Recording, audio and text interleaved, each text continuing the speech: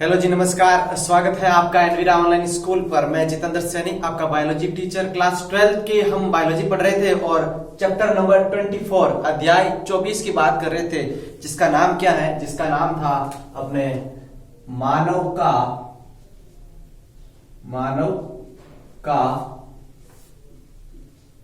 रक्त परिसंचरण।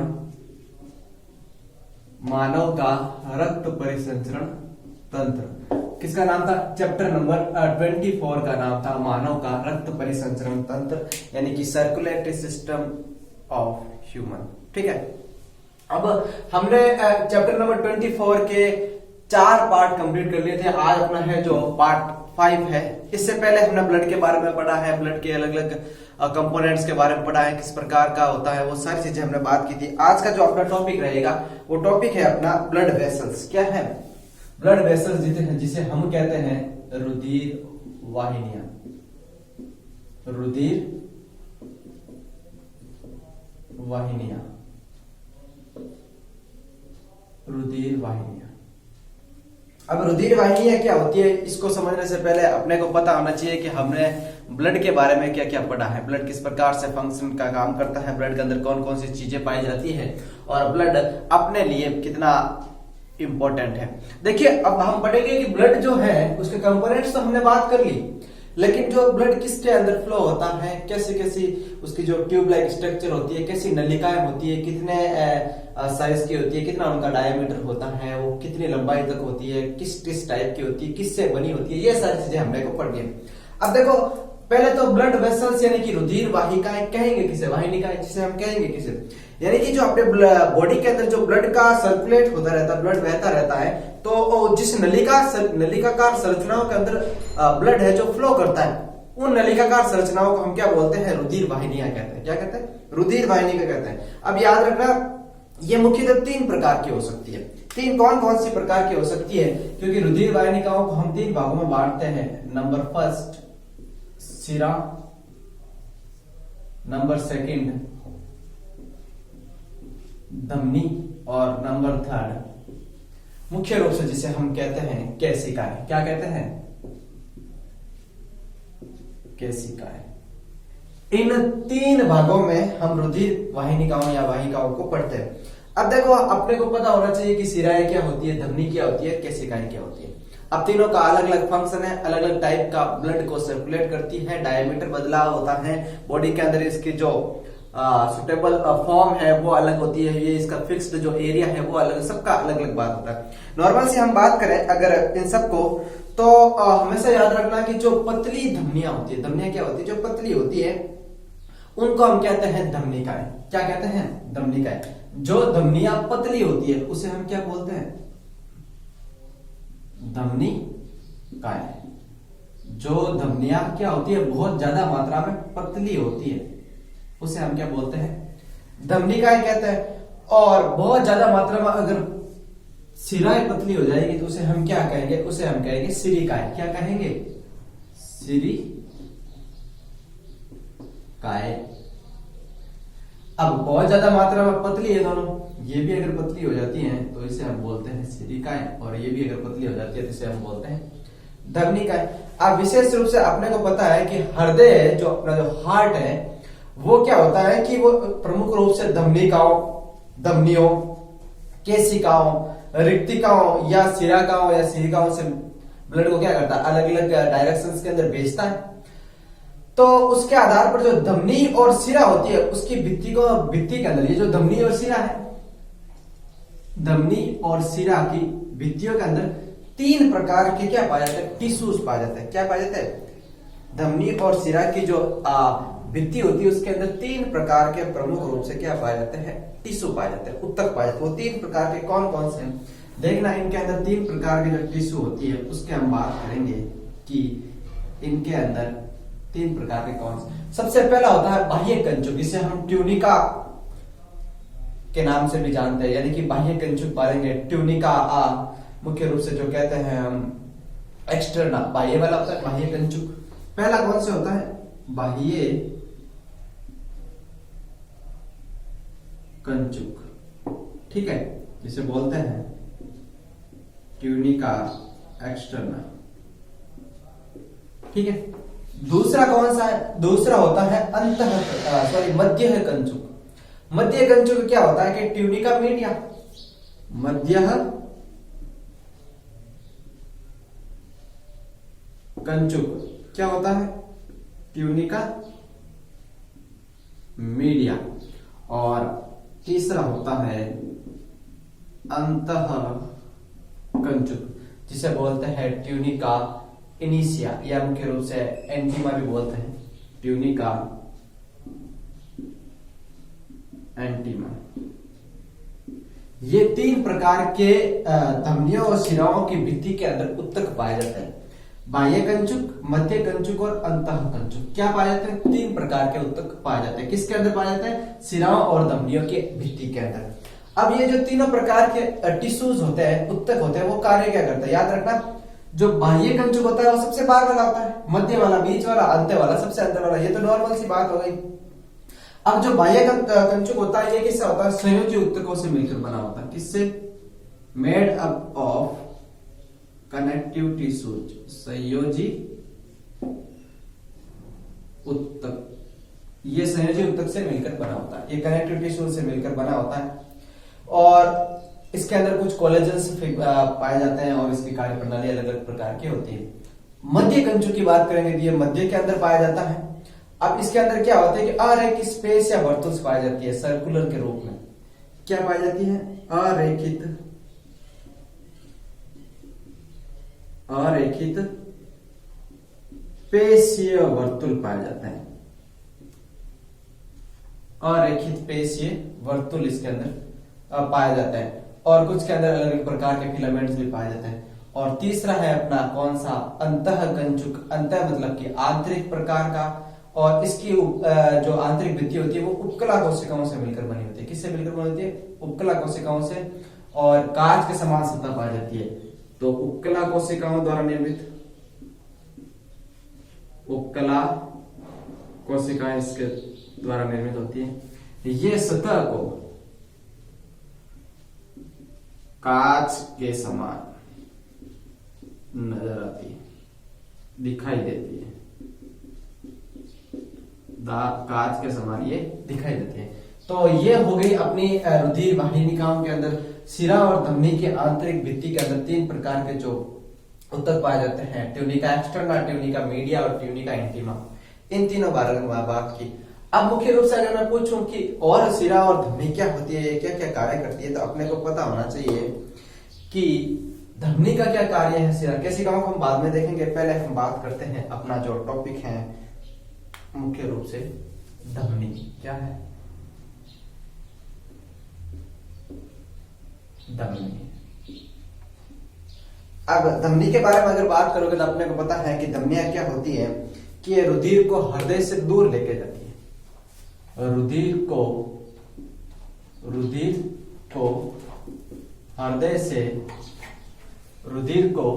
हृदय से दूर ले जाती है। अब ये रुधिर को हृदय से दूर किस प्रकार लेके जाती है, तो अपने को पता होना चाहिए कि धमनियों की बात करेंगे तो अगर हृदय यानी कि हार्ट से दूर लेके जाएगा, तो हार्ट से कोई भी चीज अगर दूर जा रही है मतलब कि वो चीज क्या है? शुद्ध है। तो इस प्रकार हम कह सकते हैं कि धमनियां शुद्ध रक्त को बहाती है। धमनियां शुद्ध रक्त को अपने अंदर प्रवाह कराती है। धमनियां शुद्ध रक्त को अपने अंदर प्रवाह कराती है। ये इंपॉर्टेंट चीज होगी। अब इसका जो मुख्य रूप से जो बाह्य कंचुक होता है वो क्या होता है? ज्यादा मोटा नहीं होता, लेकिन इसका जो अंतर या मध्य कंचुक की बात की जाए वो सबसे अधिक मोटा होता है। मध्य कंचुक अत्यधिक मोटा होता है। मध्य कंचुक अत्यधिक मोटा होता है। मध्य कंचुक अत्यधिक मोटा होता है।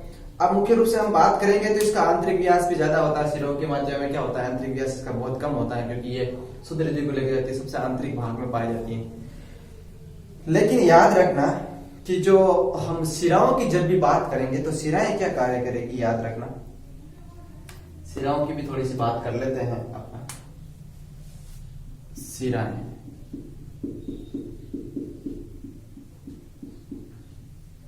अब शिराएं क्या होगी, इसका ऑपोजिट बात करें, किस प्रकार कि रुधिर को हृदय के पास लेके आती है, रुधिर को हृदय के पास लेकर आती है, रुधिर को हृदय के पास लेकर आती है। अब रुधिर को हृदय के पास लेके आती है तो ये क्या करेगी, इसके अंदर जो बहेगा वो क्या होता है, अशुद्ध रुधिर बहता है। अशुद्ध रुधिर का प्रवाह होता है, अशुद्ध रुधिर का प्रवाह होता है। अब इनका जो मध्य कंचुक अत्यधिक मोटा, मतलब कि व्यास कम था, किसका, धमनियों का व्यास शिरा से कम था, लेकिन यहां पर व्यास अत्यधिक, व्यास अत्यधिक होता है। अब नॉर्मल सी बात की जाए शिरा और धमनियों के बारे में और बात की जाए तो केवल जो अगर धमनी की बात करें तो केवल जो महाधमनी होती है और वो फुफ्फुस काट के आंतरिक भाग में अर्धचंद्राकार, उसके अंदर क्या पाया जाता है, कपाट पाए जाते हैं। महाधमनी सबसे बड़ी धमनी होती है जो शरीर के सभी भागों में शुद्ध रुधिर को लेके जाती है। कौन होती है, महाधमनी सबसे बड़ी धमनी होती है, ठीक है, जो रुधिर के समस्त भागों में रक्त को लेके जाती है। फुफ्फुस धमनी फेफड़ों में अशुद्ध रुधिर लेकर आती है। धमनियों की पतली शाखाएं धमनिकाएं कहलाती है और शिराओं की पतली शाखाएं सिरिकाएं कहलाती हैं। ये सारी बातें हमने बात कर ली है। अब केशिकाएं यानी कि कैपिलरीज की हम बात कर रहे हैं। तीसरा जो पार्ट था अपना क्या, केशिकाएं। अब केशिकाएं क्या होती है ये अपने को पता होना चाहिए। केशिकाएं,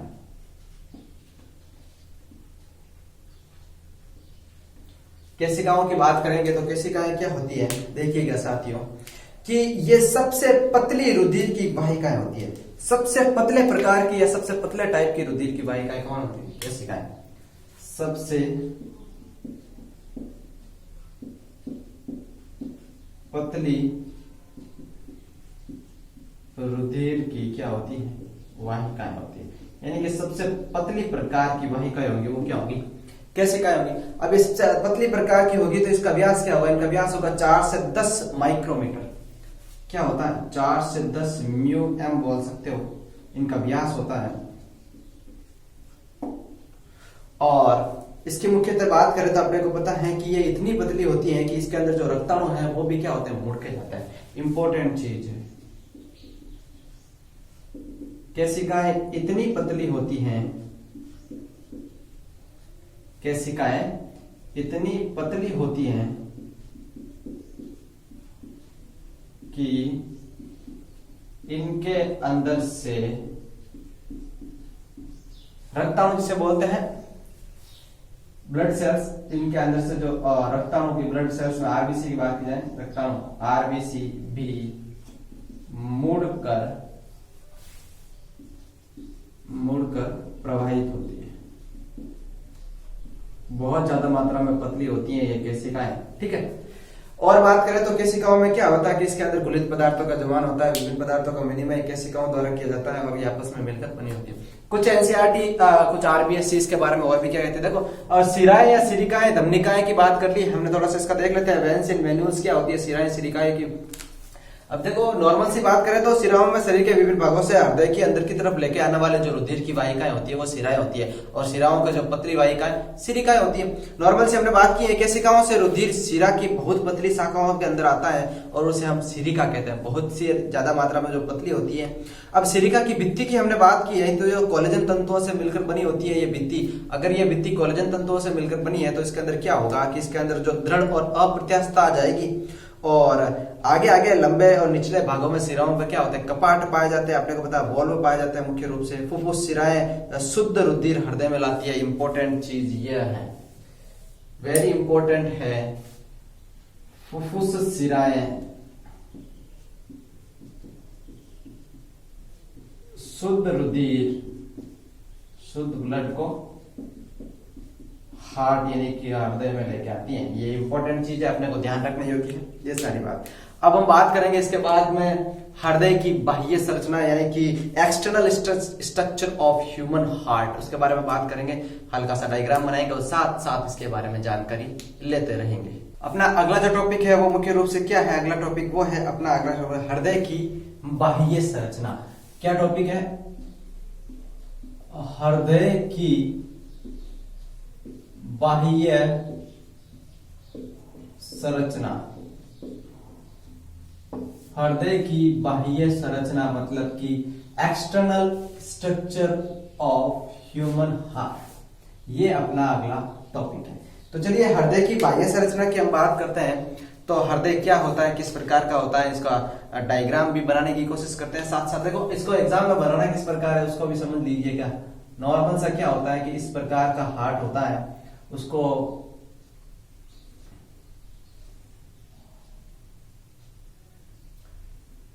इस प्रकार से आपको बनाना है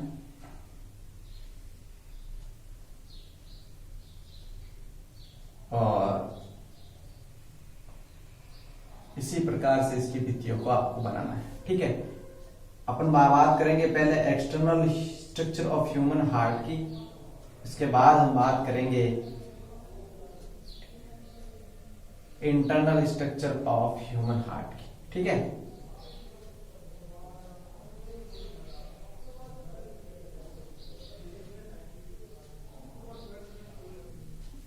पहले बात करेंगे एक्सटर्नल, उसके बाद बात करेंगे internal structure of human heart की। ठीक है, तो इसके अंदर अपने को पता होना चाहिए कि ह्यूमन हार्ट का अगर डायग्राम की बात करोगे तो ह्यूमन हार्ट में क्या उसकी बाह्य संरचना होती है और किस प्रकार से वो भित्तियों से घिरा रहता है, उसको बात समझने का प्रयास करें। पहले तो अपने को पता होना चाहिए, पहला इसका एक और फैक्ट चीज मैं आपको बता दूं, क्या कि जो मानव का हृदय होता है वो बंद मुट्ठी के आकार का होता है। बंद मुट्ठी के आकार का मानव का हृदय बंद मुट्ठी के आकार का होता है। अब इसका डायग्राम बनाएंगे तो किस प्रकार बनता है देखिएगा और साथ साथ समझने का भी प्रयास कीजिएगा कि क्या होता है, किस प्रकार इसका डायग्राम होता है।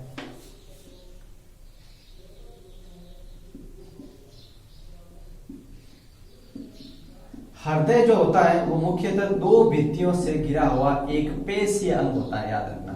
हृदय जो होता है वो दो भित्तियों से घिरा हुआ एक पेशीय अंग होता है बंद मुट्ठी के आकार का। क्या होता है? पेशीय अंग होता है जो बंद मुट्ठी के आकार का होता है। अब हृदय अगर पेशीय अंग है तो इसका मतलब क्या है, देखिएगा। हृदय अगर पेशीय अंग है तो इसका मतलब है कि इसके अंदर जो नर्वस सिस्टम होता है उसका रोल थोड़ा कम हो जाता है। कैसे? क्योंकि ये पेशियों से बना होता है, इसके अंदर पेशीय प्रकार की गतियां पाई जाती हैं। ठीक है, ये मुख्यतः किससे बनता है? पेशियों से बनेगा तो पेशीय प्रकार की गतियां पाई जाएगी। अब ये दो प्रकार की भित्तियों से बना हुआ। पहले तो अपने को पता होना चाहिए कि जो हार्ट होता है वो कहां पर प्लेस्ड होता है, यानी कि ह्यूमन हार्ट की अगर आप बात करेंगे तो मानव का हृदय किस जगह पर या शरीर के किस भाग के अंदर क्या रहता है, फिक्स्ड रहता है। वो अपने को इंपॉर्टेंटली पता होना चाहिए कि किस जगह पर। तो देखिएगा हृदय की जब हमने बात की उससे पहले हमने एक श्वसन तंत्र वाला पार्ट पढ़ा है। क्या पढ़ा है?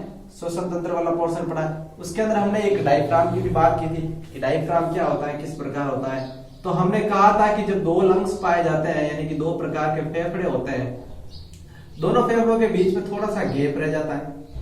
दोनों फेफड़ों के बीच में थोड़ा सा गैप रह जाता है। अब उस गैप को याद कीजिएगा और सोचिएगा उस गैप के अंदर क्या आएगा। हमने बात की थी दो फेफड़ों की, हमने बात की थी मुख्यतः कहा था कि दायां फेफड़ा बायां फेफड़ा के बीच में पाए जाने वाली दरार आकार के बारे में बात की थी, एक दूसरे से भिन्नता थी दोनों के आकार में। तो ये सोचिएगा कि किस प्रकार उसके अंदर आकार में भिन्नता हुई। तो वही भिन्नता अगर आपको पता चलेगी तो हृदय का प्लेस यानी कि जो स्थान है वो आपको पता चल जाएगा। तो हृदय है जो मुख्यतः तनुपट यानी कि डायफ्राम जो होता है, सुनिएगा गौर से, हृदय जो होता है वो डायफ्राम के ऊपर की तरफ होता है। तनुपट यानी कि डायफ्राम। अभी इसके बारे में पूरे से अपन नोट्स बनाएंगे, नोट लिखेंगे इसके बारे में। पहले समझा देता हूं, डायग्राम बनाने का तरीका आपको गौर से समझिएगा एग्जाम के अंदर आप अच्छे से अच्छा डायग्राम बना के आओगे और अच्छे से अच्छे आप नोट्स लिखोगे तो ही आपको पता चलेगा कि आपको डायग्राम बहुत इंपॉर्टेंट है हार्ट का, और आगे भी बहुत बार आपको क्या करेगा, कंफ्यूज कर लेगा। इसलिए आपको पहले पता होना चाहिए किस प्रकार इसका डायग्राम बनता है, फिर इसके अंदर किस प्रकार की नलिकाकार संरचनाएं पाई जाती है वो भी अपने को और पता होनी चाहिए।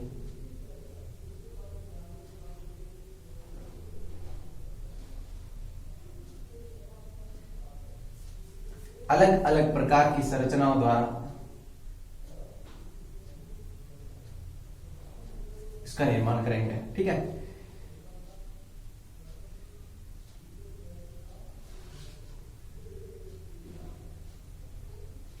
आंतरिक भित्ति की तरफ भी कुछ संरचनाएं का निर्माण होगा और बाह्य भित्ति की तरफ भी कुछ संरचनाओं का निर्माण होगा।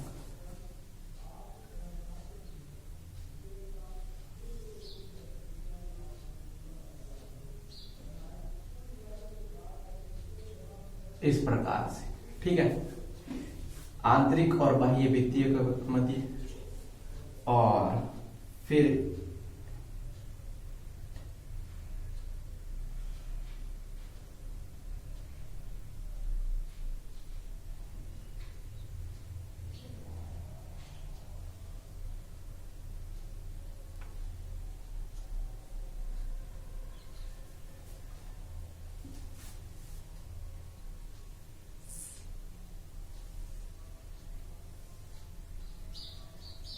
ये एओर्टा,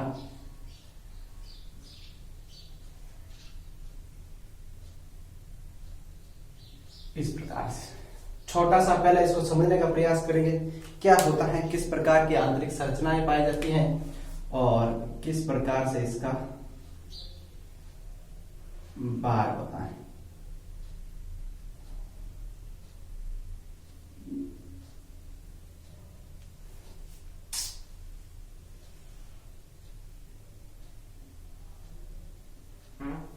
इस प्रकार से आपने को संरचना बनानी है।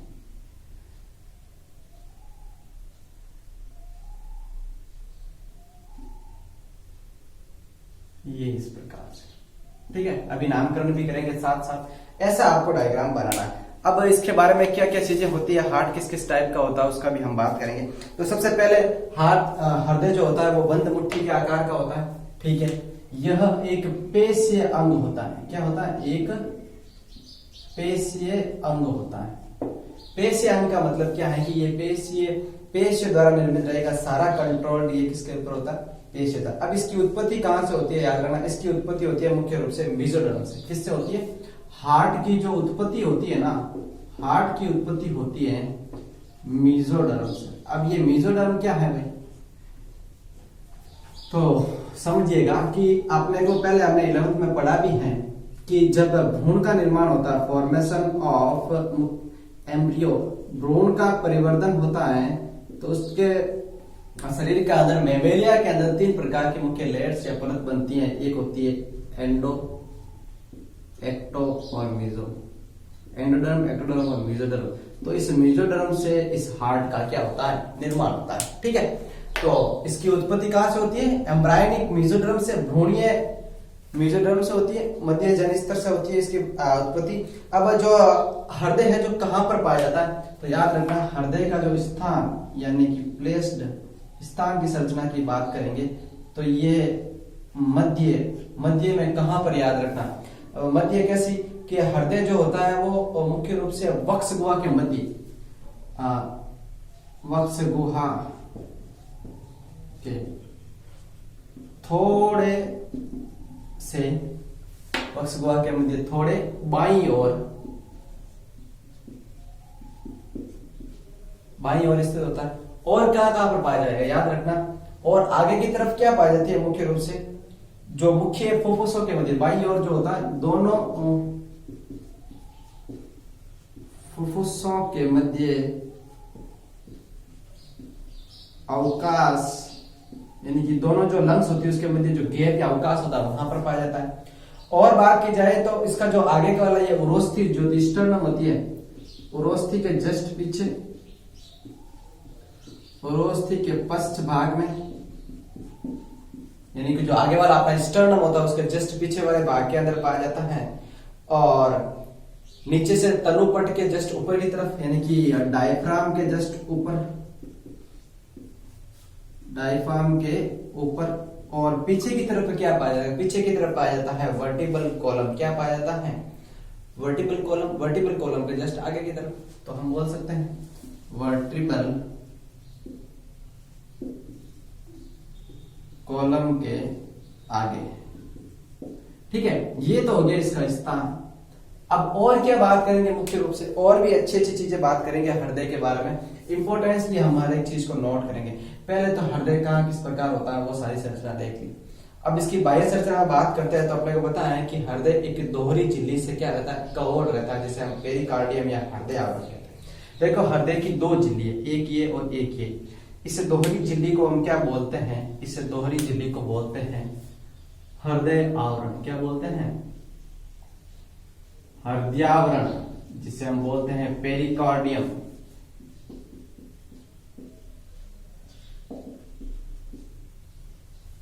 ठीक है, अब हृदय दोहरी झिल्ली तो होता है, उसे हम क्या बोलते हैं? पेरिकार्डियम से घिरा होता है। अब दोनों हृदयावरण, देखो ये और ये, इन दोनों हृदयावरण के बीच में एक लिक्विड भरा रहता है, जिसे हम क्या बोलते हैं? पेरिकार्डियल फ्लूइड बोलते हैं, या परिहृदय तरल कहते हैं। क्या कहते हैं? पेरिकार्डियल फ्लूइड, जिसे हम बोलते हैं ये इस प्रकार का परिहृदय तरल हिंदी में, और इंग्लिश में बात करें तो पेरिकार्डियल फ्लूइड। क्या कहते हैं? पेरिकार्डियल फ्लूइड इन्हें कहते हैं। ये इसकी बाह्य से अंदर की तरफ हम चल रहे हैं। अब हृदय के संकुचन के समय हृदय के पास जो फेफड़ों के मध्य जो घर्षण को कम करता है, अब ये पेरिकार्डियल फ्लूइड होता है, वो क्या करता है? देखो ये जो फ्लूइड भरा होता है, जब हृदय धड़कता है, हार्ट बीटिंग होती है, तो क्या होता है कि जो नीचे वाला डायफ्राम और बाह्य आघातों से ये क्या करता है? उसके घर्षण को कम करता है, उसके बीच में डिस्टेंस के रखता है और एक फ्लूइड भरा रहता है। ठीक है, अब अंदर के जो हृदय की बात करेंगे, मुख्य रूप से जो मानव हृदय की भित्ति होती है वो आंतरिक, वो 3 स्तरों की बनी होती है। जो मानव हृदय की जो भित्ति है, बाहर की तरफ जो कवर्ड है, आंतरिक जो भित्तियां हैं, वो मुख्य रूप से क्या होती है कि वो 3 प्रकार के स्तरों से बनी होती है। अब 3 प्रकार के कौन से स्तर हैं? मानव हृदय की भित्ति 3 प्रकार से के स्तरों से मिलकर बनी होती है। अब 3 प्रकार के कौन से ऐसे स्तर हैं? तो चलिए 3 प्रकार के स्तर की बात करते हैं। सबसे जो बाहरी होता है उसे बोलते हैं एपिकार्डियम। क्या होता है? एपिकार्डियम। सबसे बाहर वाला होता है एपिकार्डियम। ठीक है, मध्य का स्तर होता है मायोकार्डियम, और मुख्य रूप से सबसे अंदर वाला होता है एंडोकार्डियम। एंडोकार्डियम जिसे हम बोलेंगे, देखो एपिकार्डियम बाह्य प्रकार का, यानी कि अधि हृदय तक, मध्य स्तर और अंत हृदय, तीनों प्रकार की भित्तियों के अंदर क्या पाए जाते हैं? स्तर पाए जाते हैं। और हृदय जो पेशीय स्तर, हृदय पेशियों से निर्मित होता है। हृदय का जो पेशी स्तर की बात करेंगे, वो हृदय क्या होता है? पेशियों से निर्मित होता है। और हृदय की भित्ति के अंदर क्या होता है? संयोजी ऊतक तथा रुधिर केशिकाएं होती हैं। इंपॉर्टेंट चीज है, इसके अंदर क्या होता है? संयोजी ऊतक तथा रुधिर केशिकाएं। संयोजी ऊतक तथा रुधिर केशिकाएं। तो इसके अंदर हार्ट एक संयोजी ऊतक से बना हुआ एक पेशीय अंग है, तो इसके अंदर संयोजी ऊतक और रुधिर केशिकाएं पाई जाती है। मतलब कि नर्व यानी कि तंत्रिका कोशिकाओं का अभाव पाया जाएगा, यानी कि मुख्य रूप से जो क्या होगी? तंत्रिका कोशिकाएं कम होगी। तंत्रिका कोशिकाओं का अभाव या तंत्रिका कोशिकाएं कम पाई जाती, ये हमने बात पहले भी की थी। अब जो इस स्वायत्त शासित तंत्रिका तंत्र होता है, उसके कुछ तंतु हार्ट के अंदर आते हैं। तो इस प्रकार हमने जो अभी ये बाहर से समझा है, ये हार्ट का केवल एक्सटर्नल यानी कि हृदय की बाह्य संरचना की बात की थी। हृदय बंद मुट्ठी के आकार का होता है, एक पेशी अंग होता है। हृदय की उत्पत्ति मेसोडर्म से होती है। हृदय पक्ष को आके थोड़े वायु और दोनों फुफ्फुसों का मध्य का अवकाश के अंदर अनुरोध के पश्च भाग में स्टर्नम के आगे, स्टर्नम के पीछे, वर्टिबल कॉलम के आगे और डायफ्राम के ऊपर की तरफ पाया जाता है। ये संयोजी ऊतक तथा रुधिर कोशिकाओं से मिलकर बना होता है। तंत्रिका कोशिकाओं का अभाव पाया जाता है और हृदय के चारों तरफ एक दोहरा आवरण पाया जाता है जिसे पेरिकार्डियम या हृदय आवरण कहते हैं। और इस पेरिकार्डियम के मध्य जो लिक्विड भर रहता है उसे हम पेरिकार्डियल फ्लूइड या परिहृदय तरल कहते हैं, जो बाह्य आघातों से घर्षण कम करता है। तो इस प्रकार हमने अभी बात की है हृदय के मुख्य रूप से बाह्य संरचना के बारे में। अब हम बात करेंगे हृदय की आंतरिक संरचना के बारे में। तो आज इस पार्ट के अंदर हमने मुख्य रूप से जो पार्ट 5 था इसके अंदर हार्ट की एक्सटर्नल स्ट्रक्चर के बारे में बात की है और मुख्य रूप से जो ब्लड वेसल्स हैं, सिराएं, धमनियां, उसके बारे में बात की है। आने वाले पार्ट के अंदर हम मुख्य रूप से internal structure of human heart के बारे में बात करेंगे और उसकी जो मैकेनिज्म बात करेंगे, उसके फंक्शन की, और लिम्फेटिक सिस्टम के बारे में बात करेंगे। और कुछ टॉपिक जो आरबीएससी ने हटा दिए हैं उनको हम नहीं पढ़ेंगे, आगे वाले चीजों के अंदर बात करते रहेंगे और ये भी जानेंगे किस प्रकार से हमें इस चैप्टर को कंप्लीट करना है और इसके कितने मार्क्स के कैसे क्वेश्चन आते हैं उसके बारे में भी कंप्लीटली हम बात करेंगे। धन्यवाद।